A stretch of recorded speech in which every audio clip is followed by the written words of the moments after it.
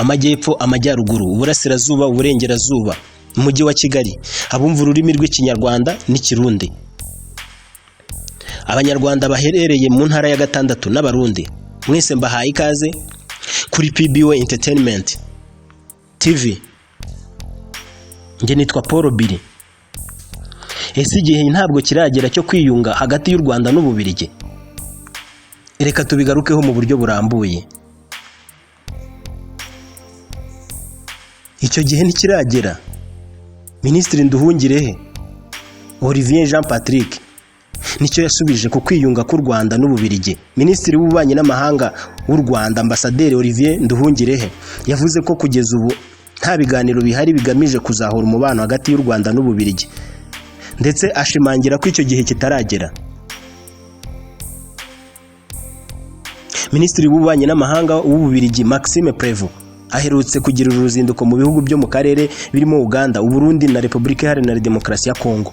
Ubwo yari muri Uganda yagiranye ibiganiro na Perezida Yoweri Kaguta Museveni byibanze ku mutekano muke mu burasirazuba bwa Kongo, ariko biza no gutangazwa ko uyu mudiplomate yasabye Museveni kuba yakunga igihugu cye n'u Rwanda. Ku mugoroba wo kuri iki cyumweru, mu kiganiro yagiranye na RBA, Minisitiri w'ububanyi n'amahanga w'u Rwanda Ambasaderi Olivier Nduhungirehe Jean Patrick yavuze ko iby'ubu busabe bwa mugenzi we yabyumvise mu itangazamakuru.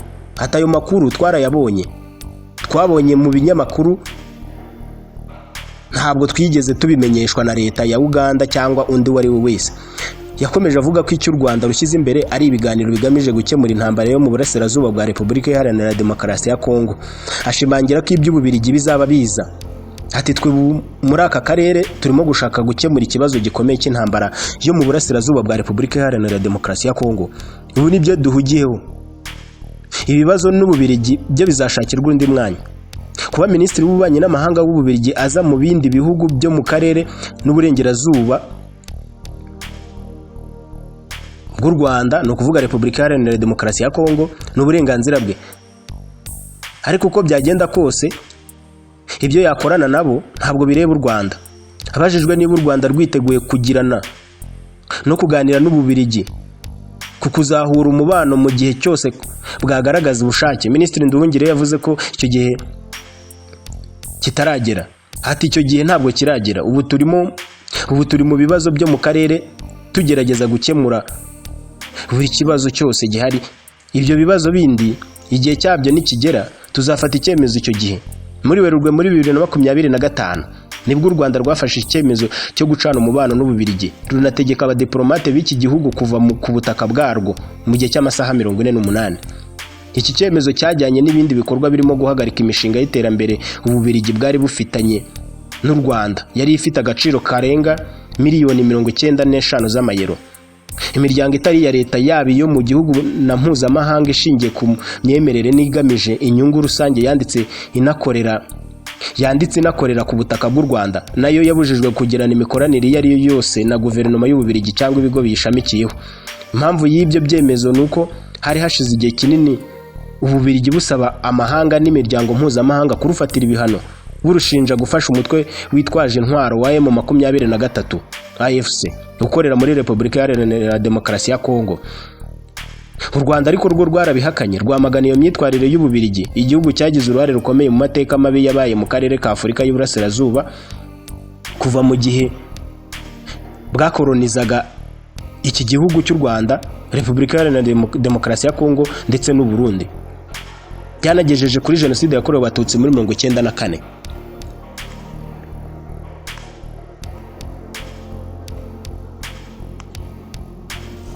Ese u Rwanda rwabifata rute igihugu cy'Ububiligi cyinjiye mu biganiro biri kuruhuza na Repubulika Iharanira Demokarasi ya Kongo?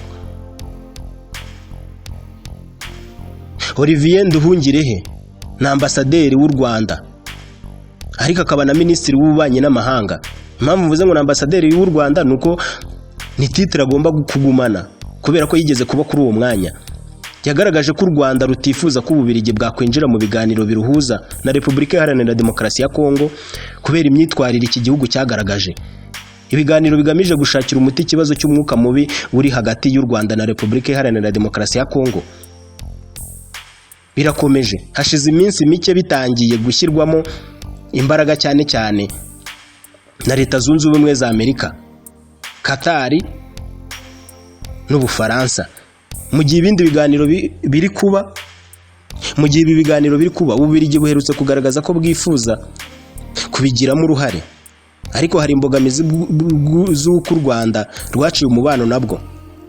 Ubwo Minisitiri w'Ububanyi n'Amahanga w'Ububiligi Maxime Prévost yagiraga uruzinduko muri Repubulika Iharanira Demokarasi ya Kongo, yasobanuye ko kugira ngo igihugu cye kibe umuhuza biba bisaba ko cyemererwa n'impande zombi zifitanye amakimbirane, ariko ngo siko biri ku Bubiligi. Yagaragaje ko icyemezo u Rwanda rwafashe cyo guhagarika umubano warwo n'Ububiligi, ubwo rwabushinjaga kubogamira kuri Repubulika Iharanira Demokarasi ya Kongo bugamije kunyeganyeza no kwenyegeza aya makimbirane, aricyo cyabaye imbogamizi. Minisitiri Ambasaderi Olivier Nduhungire Jean Patrick yagaragaje ko Ububiligi budakwiriye guhirahira bwinjira muri ibi biganiro kubera imyitwarire yabwo. Ati kuba Minisitiri w'Ububanyi n'Amahanga w'Ububiligi aza mu karere mu bindi bihugu n'uburenganzira bwe, ariko ibyo yakorana nabo byose ntabwo bireba u Rwanda, kandi nta nubwo binareba n'ibi biganiro turimo, kuko numvise ko bashaka kugira uruhare muri ibi biganiro. Nta ruhare bagomba kugira muri ibi biganiro turimo, kubera ko bagaragaje ko badashobora kwizerwa mu kutagira uruhande babogamiyemo, kuko bagaragaje ko babogamiye ku ruhande rwa Kinshasa. Nduhungirehe yakomeje avuga ko abibwira ko Ububiligi ari igihugu gifite ijambo mu karere kandi gikwiriye kugira uruhare mu bihakorerwa bibeshya. Ati Ububiligi nta jambo bugifite mu karere, kuko Ububiligi ni igihugu cyakolonije ibihugu bitatu byo muri aka karere, Kongo, u Rwanda n'u Burundi, kugira ngo no muri Minisiteri yabo y'Ububanyi n'Amahanga bari bafite ishami rinini rishinzwe aka karere kurusha ibindi bihugu by'i Burayi. Yavuze ko aho kugira ngo Ububiligi bukoreshe neza umwanya bwari bufite mu karere bwawangije, hataho kugira ngo bakoreshe uwo mwanya neza mu karere ukuntu hagaragara amahoro muri aka karere, bakoresheje uwo mwanya wabo nabi mu gushyigikira Leta ya Kongo, mu gushaka gukangurira amahanga yose ngo afatire u Rwanda ibihano. Nibyo byatumye duhagarika umubano n'Ububiligi, hanyuma bikaba byumvikana ko Leta y'Ububiligi nta jambo igifite mu karere. Ntabwo ushobora kugira ijambo mu karere waracanye umubano na kimwe mu bihugu byo muri aka karere ari cy'u Rwanda. Ibyo birumvikana.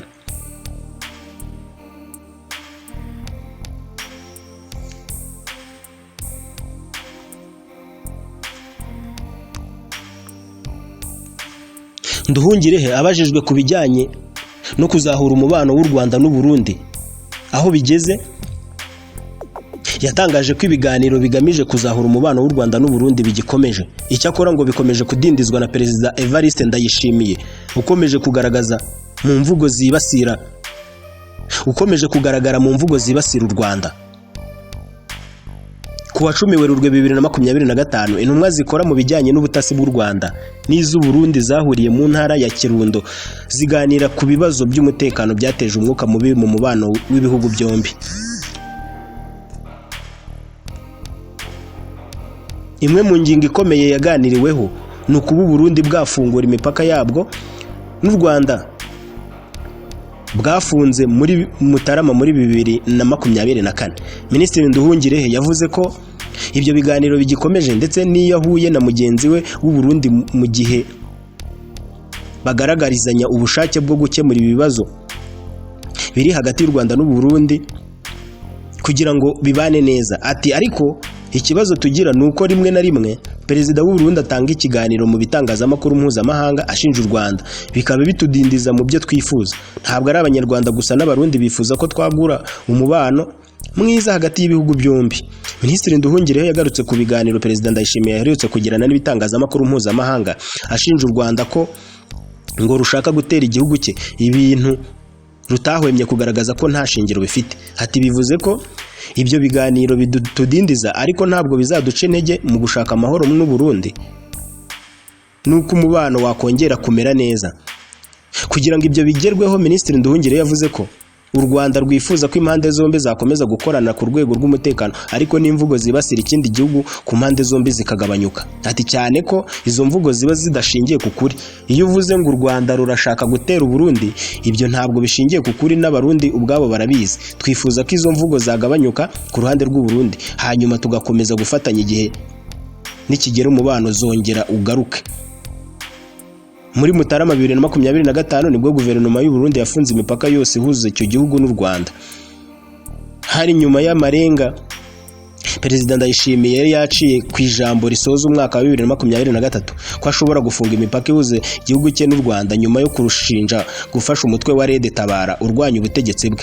Ni ibirego u Rwanda rwateye utwatsi rugaragaza ko nta shingiro bifite, dore ko n'ibice Red Tabara yanyuzemo itera u Burundi ntaho bihuriye n'u Rwanda. Nyuma yo gufunga umupaka, Ndayishimiye yagiye agaragaza amarangamutima atari meza mu mvugo zitandukanye zishinja u Rwanda ko rushaka gutera igihugu cyabo, nyamara u Rwanda rwo rukabihakana rugaragaza ko ibyo birego nta shingiro bifite. Nahangaha nsoreje mbashimira kuba mwanteze amatwi. None se mubona umubano w'u Rwanda n'u Burundi, umubano w'u Rwanda na Kongo, umubano w'u Rwanda n'u Bubiligi uzongera kuba neza, uzongera kuba mwiza ryari? Ubaye mwiza twese byadushimisha. Icyo tuzi nuko muri politiki nta mwanzi w'ubuzima bwose, kimwe nuko nta mukunzi uhoraho muri politiki. Byose nuko bitega igihe akaba ari cyo kitubwira. Iyi ni PBO Entertainment TV. Nge nitwa Paul Billy. Utarakora subscription aho hasi hari aho bikorerwa. Nahansoreje mbashimira kuba mwanteze amatwi. Naho mu biganiro bitaha.